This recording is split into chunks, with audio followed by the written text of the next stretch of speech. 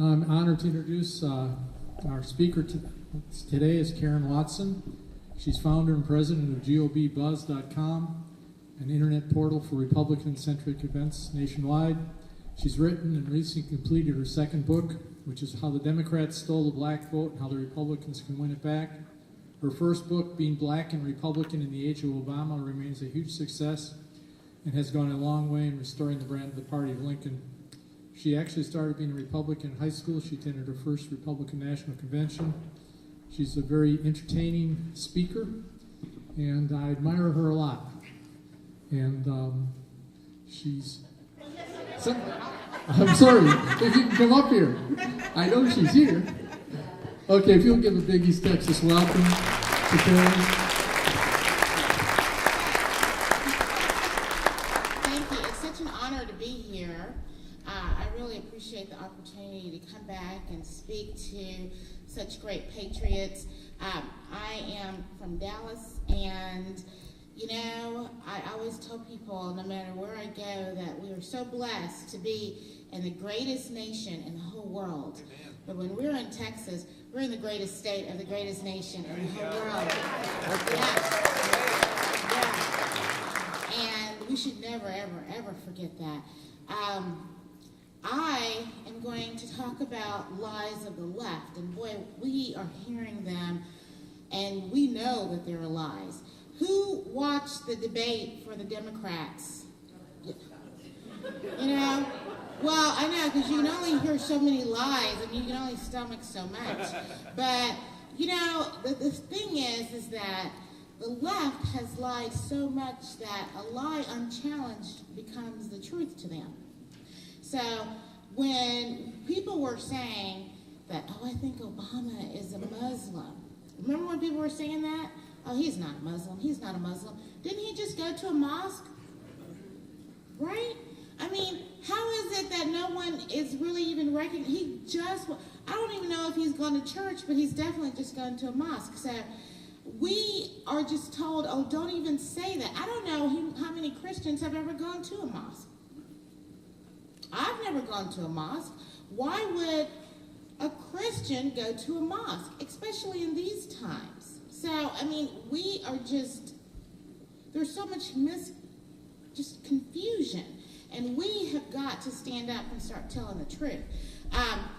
One of the main things is that the left has done, they've talked about the economy like it's roaring.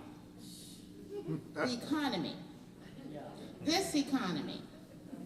Like it is roaring. How many people know someone that doesn't have a job? How many people know that there are over 90 million Americans that don't have jobs? Over 90 million Americans. There are more Americans in America that are not working than there are more people in the whole country of Mexico.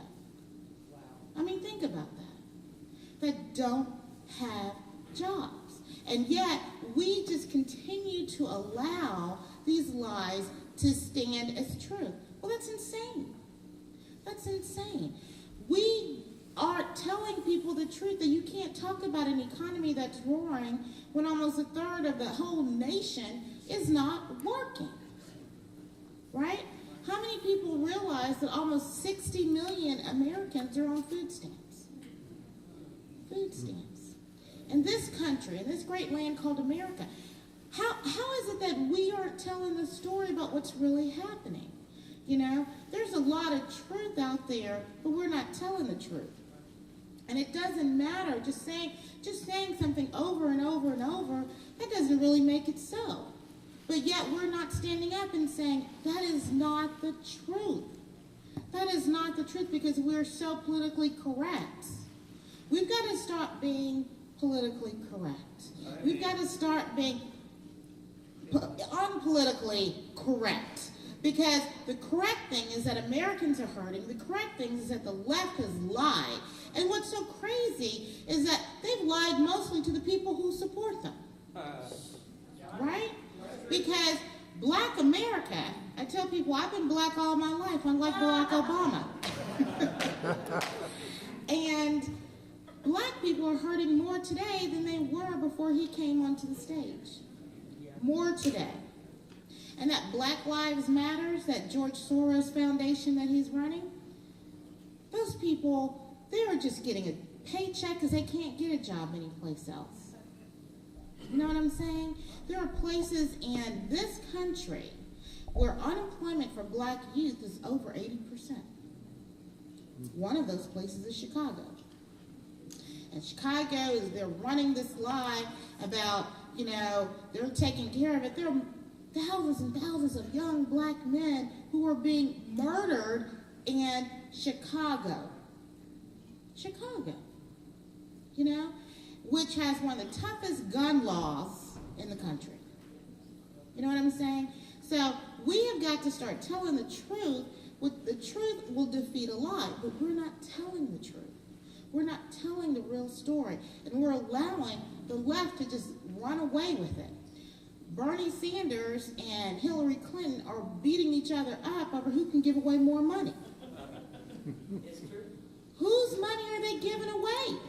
Clearly not Hillary's money because, she's made a lot of money, but they're not giving away anybody's money. They're talking about Wall Street. Wall Street supports the Democratic Party. Why are we allowing them to act like the rich are Republicans? Most Republicans I know are hardworking, believe in this free enterprise, believe in the opportunities of this country, and they've been overregulated and overtaxed and have been placed, many of them, out of business. So we are allowing the left to tell the lie that Wall Street is a conservative operation. It's the opposite. Wall Street's never been,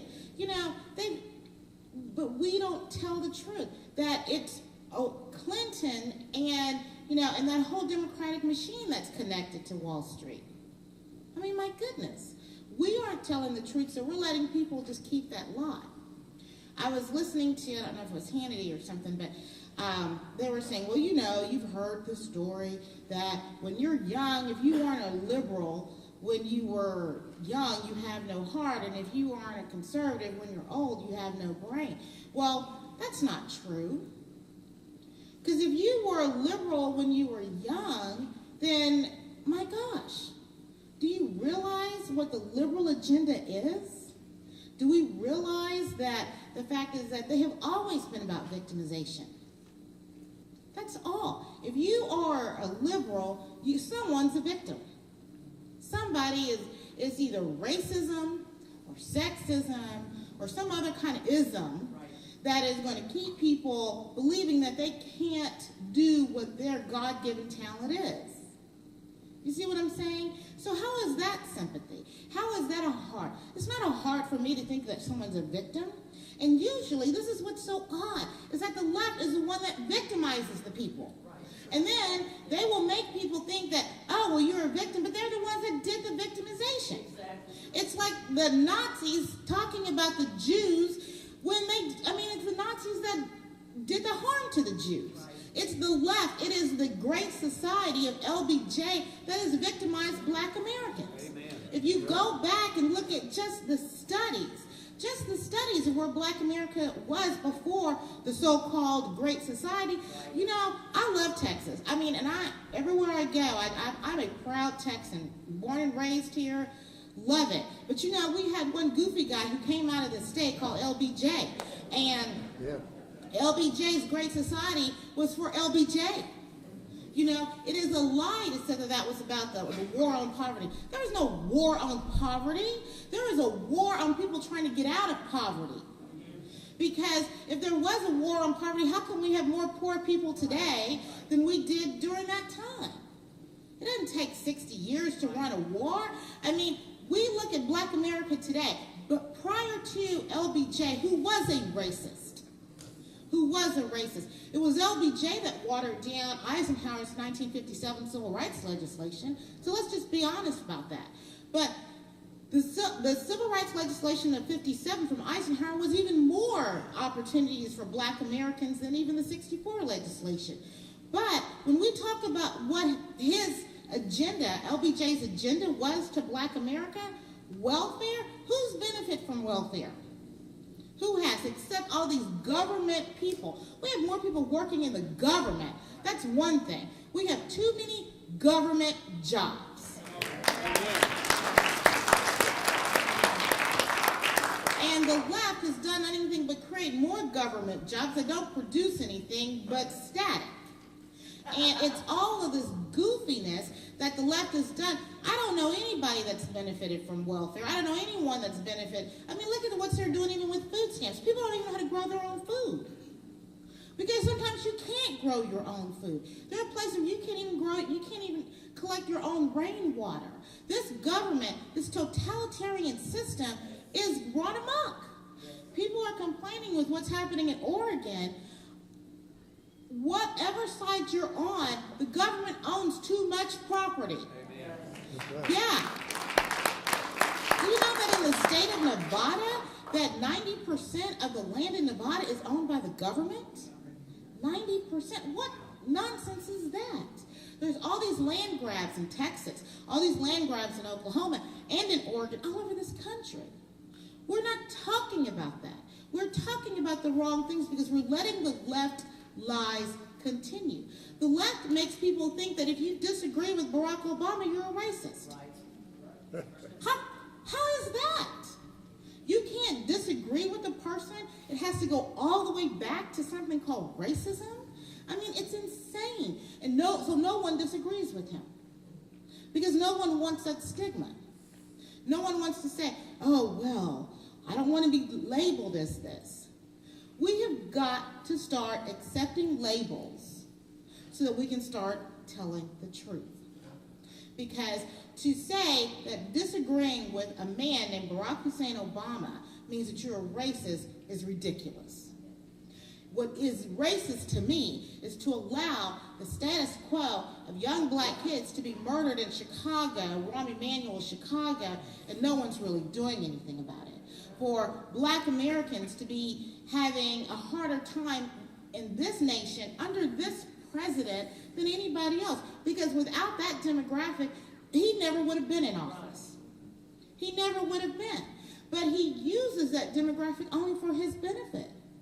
Clearly not for the benefit of black Americans. Because if it was for the benefit of black Americans, then we as black Americans would not be in the situation we are today. And that's just the truth of it. Black America has lost under Barack Obama. Black America will lose under Bernie Sanders. I don't care how much he says he's going to give away.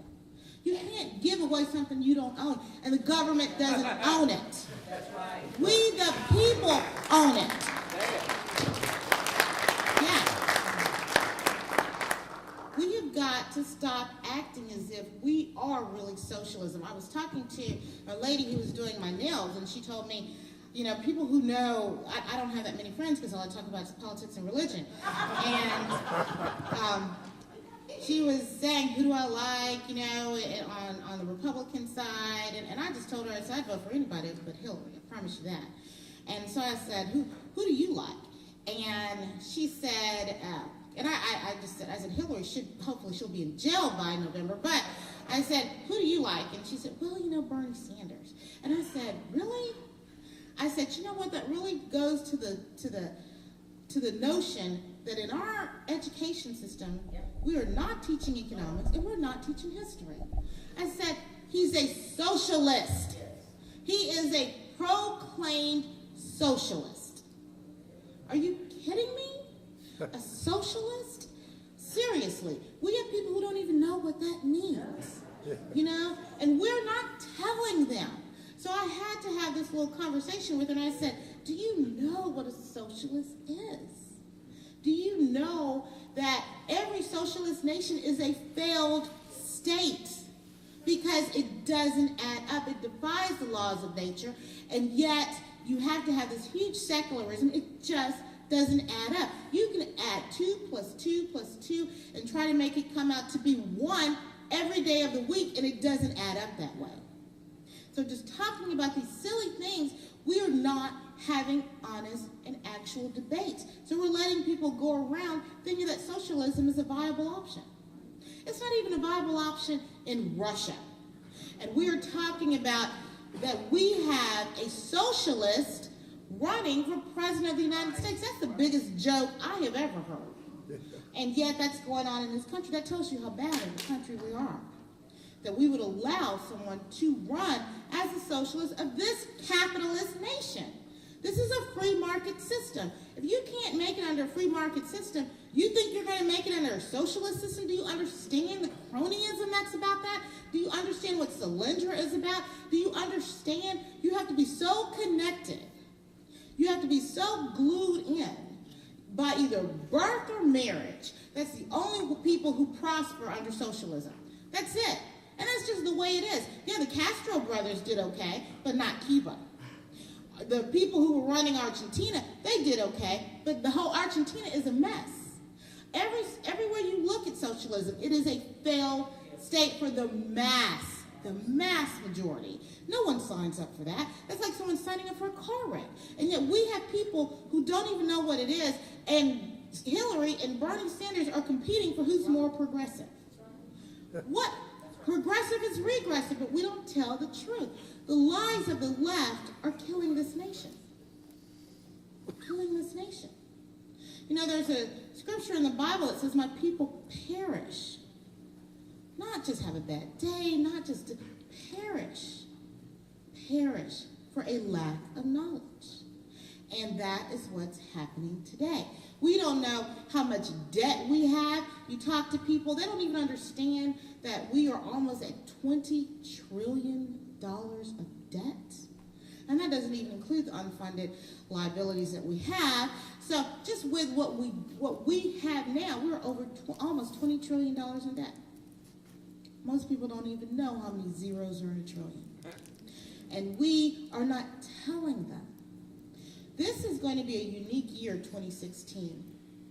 Because 2016 is going to be the year America won or the year America lost. And you and me, we are going to be the ones to either tell the story or write the eulogy. And I am not fatalistic. Most people who knew me think I'm the most positive person, but I am not positive about the outcomes that will happen if we, as strong conservatives, do not take our country back. And to act as if we haven't lost this country, you're just either blind or you're not paying attention. Because do you realize that America is not even number one in the world anymore economically? Do you realize that our enemies laugh at us? Do you realize that we are so fragile economically that the only thing that's keeping us together is that everyone else is doing worse? That is not where we're not strong. They're just weaker. That's the reality of this. This isn't America. This isn't what we inherited. And shame on us. Shame on us. Because we lost it. Because we didn't stand up for truth to power. We didn't tell the story. We allowed it to happen. I've told so many people that I started into the Republican Party when I met Ronald Reagan. In 1984, I went to a small high school called Government and Law Magnet High School in Dallas. My graduating class was 17, and I would always tell people try to be in the top 10% of that class. And we were so small and so unique, I was able to do things most high school kids could never do. So I was invited to participate in the convention as a high school student when it came to Dallas in '84. And I met Ronald Reagan. And I can tell you, when you meet a person, it's different than when you read about a person. He was amazing. He was great, but he was beyond that. I met a man, and I knew he loved me. And that sounds a weird thing to say, but I knew that. And I knew he loved this country. Not just cared about this country, but loved this country. And I got that. And when Reagan, that convention was, it's a new morning in America. And so it was all positive. It was so rah-rah. It was so Americana. I got it. Everybody got it. That wasn't that long ago. That was '84. We're in 2016. We have people who are saying you can't even pray in a school these days. How do we get there? How do we go from God bless America oath to don't even pray, don't even say a prayer in school? I've spoken at schools. I don't know if you know where Malakoff, Texas is. Well, support the people in Malakoff because they are praying. They're like, I don't care. The government doesn't dictate to us. They're doing what they know that their constitutional right is. But we have so many places that are saying, oh, I don't want to pick up that fight. I don't want to pick up that fight. We also have, since 1984 to here we are 2016, we are more divided racially than we've ever been in my lifetime. Ever. You know, it was Ronald Reagan who signed into the holiday, the MLK holiday, and now Martin Luther King Jr.'s I Have a Dream is like, we don't even understand what that is anymore. Martin Luther King Jr.'s dream was not that black people should get a leg up.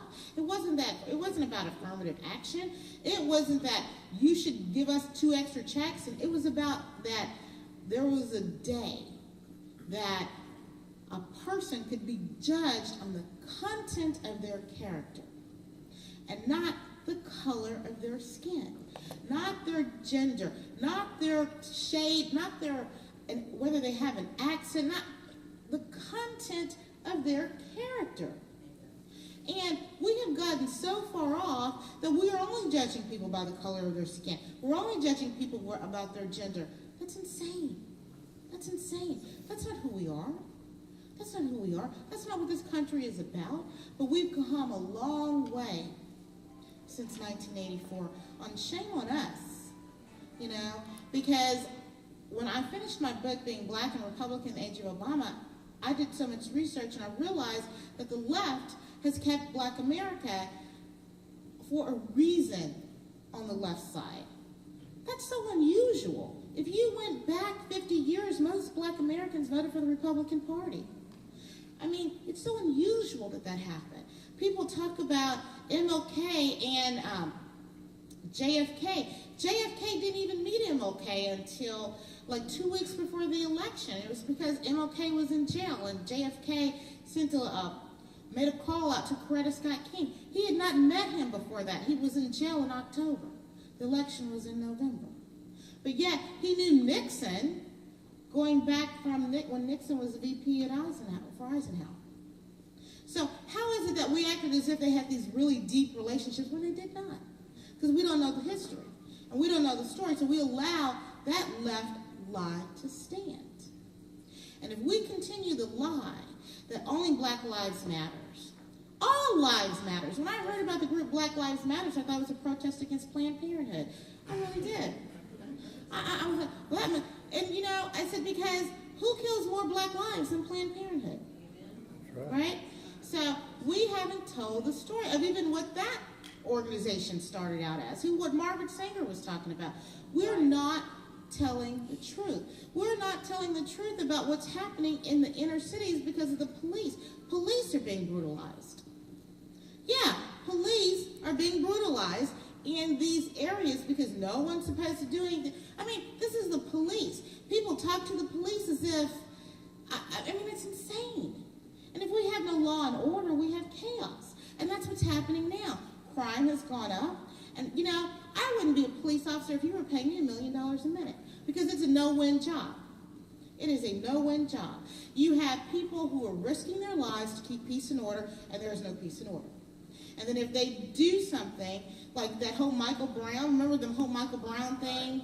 You know, I hate that a kid is dead. I hate anybody's dead. But the hands up, don't shoot was a lie. That's right. And we don't tell the truth about it. That even when we have with a guy who was obviously just had left a crime scene, and then some police officer is trying to bring again back peace and order, and you saw that. It was on tape. Then they still said, oh no, he said hands up, don't shoot. And when they finally came to when Eric Holder's DOJ, this is Eric Holder, when his DOJ came out and said, okay, it did not happen that way. How come most people still say hands up, don't shoot, when that did not happen?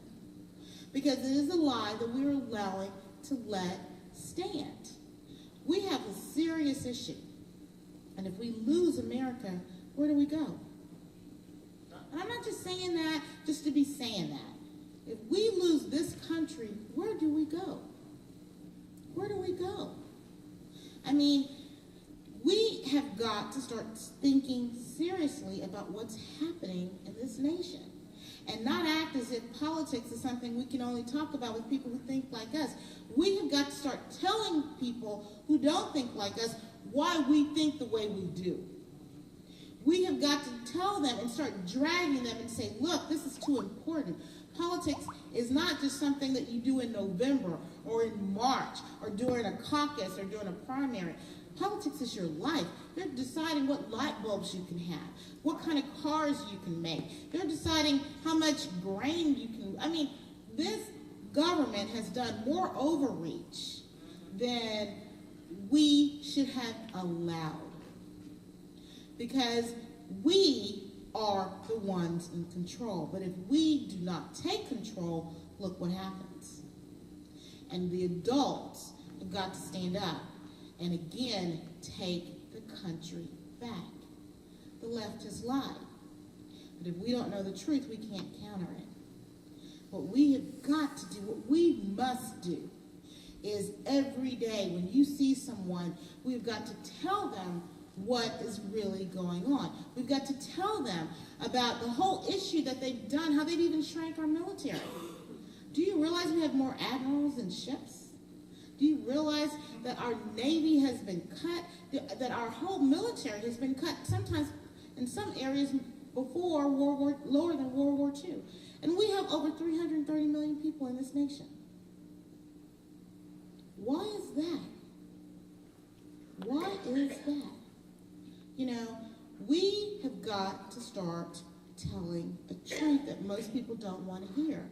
And why would we have a president that would not say that the terrorists are Islamic extremists? Why is that? Why are we protecting terrorists? There was just last week a bomb on a plane, and no one's talking about it. It's just insane. It's like you feel like you're in a cuckoo house, and no one's talking about what everyone sees. And yet we had a president that would go to a mosque during this time. It doesn't make any sense. But we're not the counter narrative. There's an old fairy tale, and it's called The Emperor Has No Clothes, right? It's one of my favorites. We all know the story. The emperor, oh, look at my fancy clothes, he's naked. But no one wants to say anything, because no one wants to be, because only the brilliant people could see, right? That's how they framed it. Oh, if you can't see something, it's not him, it's you. We're used to that as conservatives, aren't we? We know what happens. There was some young girl who was, as the emperor was going down the parade, and she said, the emperor has no clothes. This emperor, this administration, this left, they have no clothes. And it's not us. It's just the truth. And we have got to tell it. Because if we lose this nation, we lose it all. If America doesn't survive, it doesn't survive for any of us. If we are no longer the home of the brave and the land of the free, that's it. That's it. Give me life or liberty, or give me death. And we have got to start being the kind of people that deserve to be in this great land. Which means we've got to start talking the talk and then walking the walk. Because if we don't, and we let these things lie, and no one tells the story, then that's it. Then November is going to be a very, very hard year. That means you're going to have to go out, whatever candidate you have, you're going to have to do more than just rah-rah for them when they come to your town. We did a lot of work in 2012, and we lost. We know what happens. I just saw Pronto's books back there, 13 hours. My gosh. I remember I heard him speak, and he said, you know, if we would have gotten there earlier, we could have saved them. Think of that. We don't want that sad. We don't need a book in November talking about how America ended, because we didn't get there early. because we didn't make that one more phone call. We didn't walk that one more block. We didn't have that one more conversation because we didn't want to say to people that we were racist or homophobic or sexist. You know, any of those isms that they will talk about. Because the truth is that everybody in this nation knows what's going on. When the little girl said the emperor has no clothes, they all knew the emperor had no clothes, but she had to be the one to say it. Be bold, be brave, be courageous. One of my favorite scriptures is when Joshua and Caleb go over as the spies, as the children of Israel leaving Egypt. You guys know the story. And when they go over there to look at Canaan and see whether they could take it, right? But the people are like, oh no, they're too big. We can't win. We're just like grasshoppers to them. Really? When you have God on your side, that's all you needed. And the story is that they didn't, did they? Not that time. That whole generation had to die out. The whole generation. The only two left were Joshua and Caleb. Everybody else had to go because they weren't bold enough. They didn't deserve Canaan. They didn't deserve a land of milk and honey, even though that they could have gotten it because they had God on their side. They didn't deserve it. They didn't earn it. We look at the left, we look at their machine, we look at the George Soros nonsense, and some of us say, oh, we can't take it. The media, they're in cahoots. Oh, we can never beat the mainstream media. Why not? Why not? Why not? I'm saying we should be bold and courageous and go and take this country back. Not just wish it back. Not just show up for a meeting. Take it back by any means necessary. And I ask every group that I speak to 3 things. The first is that we pray. Because this is God's nation. I don't care what Barack Obama says. This is God's country. And in this country, in God, we trust. Because that's all we have. We can't trust in anything else. We can't trust in the government. We can't trust in our monetary system, but we can trust in God. And if we return to Him, He will heal our lands. And He is the only one that can. The second thing that I ask, stop all our divisions because it's a game of the left. The left wants us to be divided. They want to talk about women as if we are a special class. Are you kidding me? Women are the hardest working people that I've ever met. But we're so divided that, Hillary Clinton's she has no accomplishments. She's running on the fact that she's a woman. How does that happen? That's her only accomplishment. Well, I am a woman. Really? That means we have to check that off? So that's the winning ticket, is that she's a woman? But we don't want to say about that because that's a sexism thing. Come on, you guys, that's ridiculous. That's not who we are. That's not the kind of nation we are. That's not what we're about. We are one nation, under God, indivisible, with liberty and justice for all. Not the sex nation or the race nation or all of this goofiness. That is not who we are. And the third thing that I ask is that when you see people, realize that they have been victims of this administration just like you. Everybody has. Our military has been victimized. We have whether they are everywhere you go, whether they're in Texas or in California or Florida or Oregon or wherever. Do you know Oregon is picking up guns? Oregon! That's a liberal state. And they are trying to defend their rights as a state. There are problems. When Oregon is picking up guns, there are problems in this nation. And we can sit here and ignore it and act like it's not so, but it's so. When Oklahoma and every place that I've gone to, they're like, you know what, things are not right here. There's a problem. So what we've got to understand is that your neighbor, whether they're 2 minutes away from you or 200 miles away from you or 2,000 miles away from you, they also honestly know that this nation has left its true principle. So talk to them. Let them know what we're about. Let's start having the conversations. So we don't have a book like Pronto made that said, you know what, if we were just a little earlier, we could have saved it all. Thank you so much for having me.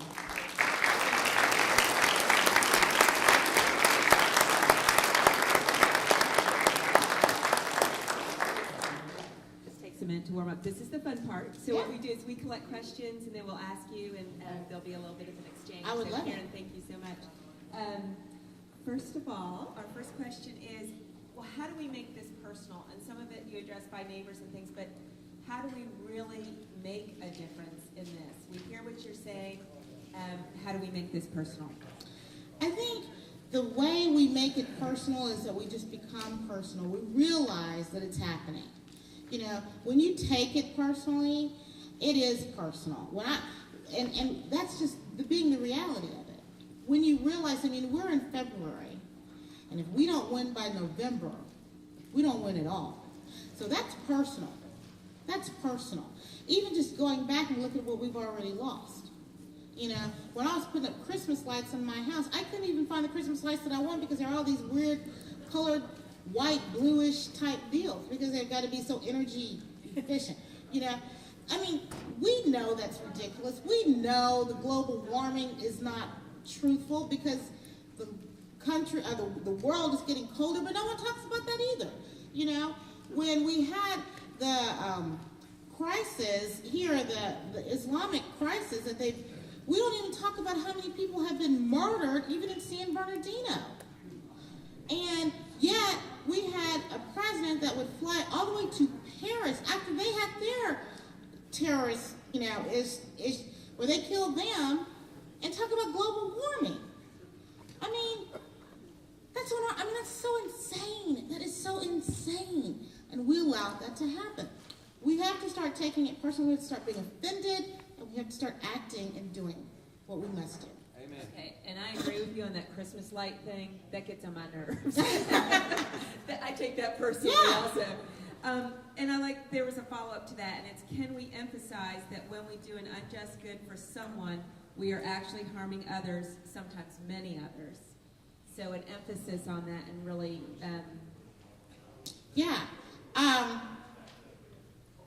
I think the way we take it is that once you realize what an amazing nation we have, oh my gosh, how many of you have ever are students of history, right?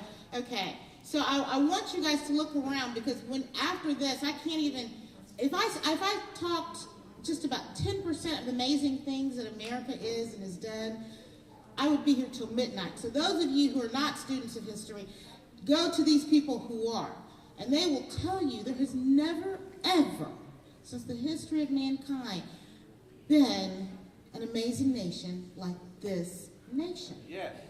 Never, ever. And I know that Solomon was the wisest leader ever, because that's what the Bible says. There will never, ever be anyone wiser than Solomon. But there will never, ever be anything greater than America.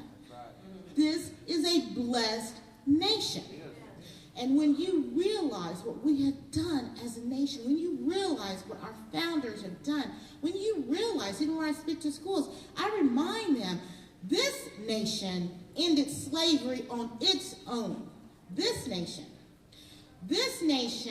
lost over 600,000 of its own to have that battle to end that horrible system. We are an amazing nation. We have saved other nations. We have blessed other nations. We have opened up opportunities for the world. And we had been true to who we were. And when you get who we are and what we're about, then you take it personal because it's a family. This nation was not about, you didn't have to be born to somebody to, that it got rid of that goofy monarchy. And this nation, you could start from, like my story. I grew up in Oak Cliff. And you guys know where Oak Cliff, Texas is? That's where I grew up. Believed in hard work, believed in the principles that, with God on my side, who could stand against me? And this nation gave me the opportunity to become very successful. I could not have had that in any other nation. You had people who came over here in as an adult, and they are successful only in this nation.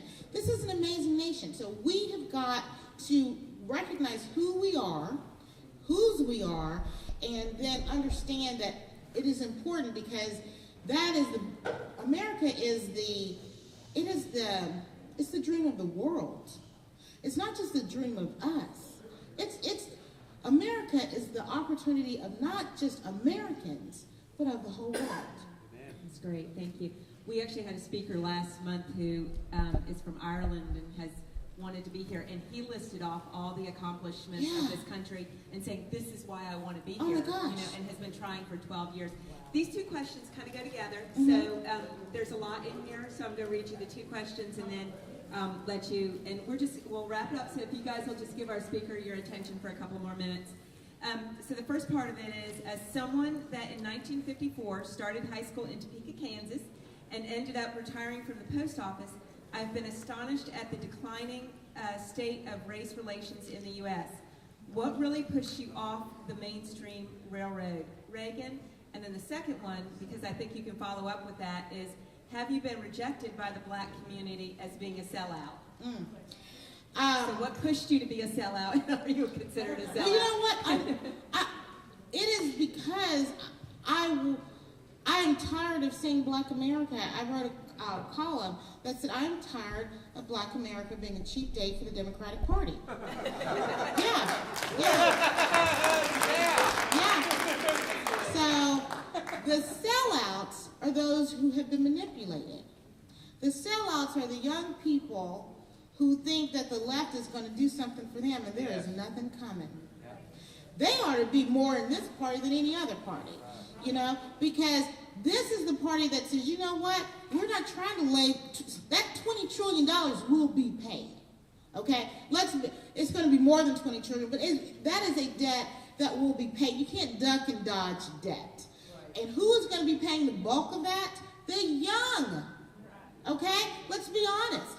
We're crippling their society. So when I think of being a sellout, it is the left that is making the sellouts of the young, the most fragile of this nation, even the new immigrants here, like this whole illegal immigration deal. They don't care about these illegal immigrants. They don't care about them. They want to create a narrative so they can think that somehow this is, a water that will never run dry, and that America can just pay for everything, when that is not the truth. But the truth is that if we get our nation back, we can be prosperous again, because we're not. And so when I tell people the truth, then no, it's not about being a sellout. It's about loving this nation and loving the people that are in this nation. Because when you look at the reality of it, we are on a deep decline. And I am here to say, let's wake up. Let's stop following the emperor with no clothes. And when people get that, because they get that, when you're hurting, you know that. And no matter how much Novocaine the left wants to tell people, oh, you're not hurting. No, the unemployment is low. Now it's supposed to be below 5%. That is bull. The unemployment rate, you have so many Americans who have stopped looking for work. You can't tell that lie continually and expect people to believe it. Even those who are working are making less money than they were when they started working. Everybody knows that. And Obamacare has been the biggest threat to health care since, Obamacare is horrendous. So hospitals have closed, doctors are getting out, and people are seeing the doctor less than they were before this goofiness. So the truth is that when I tell my story and I tell what it's all about, that people get it. Because it's not to duck and dodge or to act as if it's not the truth. But when you see the truth up close and personal, it changes hearts. When that little girl said the emperor has no clothes, it changes. Truth sets people free. And we just have not been telling the truth. That's the sad part about it. Because we had such an amazing nation, and we just haven't been telling the truth. And we've let the spin cycle just continue and continue and continue. And that's why I say shame on us. Shame on us. Great. It's awesome. Last question. And then you'll stay a few minutes afterwards for anything that you'd like to ask Karen. So I've known for many years that Margaret Sanger was racist and wanted to eliminate the black race. How can we get through to the black community that the Democrats are continuing Margaret Sanger's goals? We tell them. Because that's the crazy part about it. None of this stuff has been done in secret. That's what's so weird, is that's what my second book, How Democrats Stole the Black Vote and How the Republican Party Can Win It Back. It's not a secret what Margaret Sanger said. It's not a secret what's happened to the left. It's not a secret what's happened to Black America. It's not a secret what's happened to our nation. But we let the truth be held in a secret. It's just there. Most people just don't know it. Every time you go to a majority black, a majority Hispanic neighborhood, there's a Planned Parenthood. Why is that? Why is that? There is a charter school I was hearing that sued a pro-life group because they didn't want them protesting outside the Planned Parenthood, which is by the school. I mean, seriously? Why have we become a culture so dedicated to death? Why? Why? I mean, why don't even, and you guys remember that Wendy Davis, I mean, that was her whole claim to fame, was that she tried to keep, and the whole deal in Texas, it was just saying, okay, let's make sure these doctors that are performing these, abortions have can admit people into a hospital because it's a dangerous procedure. Oh my gosh, let's not do that. Let's just let anybody hack on a woman and a child. I mean, and then the whole deal about the selling of the baby parts. How come no one's talking about that? I mean, it has been so crazy. I remember when I was in school and they talked about chaos theory. And they were saying, you can just kind of dump all this chaos and people can't pay attention. But if we start sifting that out, and we start saying, okay, let's take this bit by bit by bit by bit, and let's become bold, and let's demand to have this country back, and let's stand up for what this nation is all about, and let's start shrinking this government and stop making it where it can just come in and dictate to us, and let's demand liberty, and let's demand freedom, and let's demand to be back who we are, then guess what? It happens. But if we don't say anything and we allow the left to continue these lies and we allow people to think that they're a victim, people in America are acting as if they're victims. You can't be an American and be a victim. It is an oxymoron. If you are an American, you are nowhere near a victim because you are in this nation. And we've allowed people to think that, your sex makes you a victim or your race makes you a victim. That's insane. That's insane. And we are not standing up. So what we've got to do is do work. I'll be honest with you. It's so easy to just do a little bit and kind of check it off. It's so easy to keep our politics in our margin and just say, well, I won't talk about that. Or just like the stuff we do on church, I only go on Sunday. No, it needs to be inside of us. We need to start letting people know because it is that important. Thank you so much. I will be over there. Please get my books, and I would love to answer any questions and have any more comments. Thank you so much.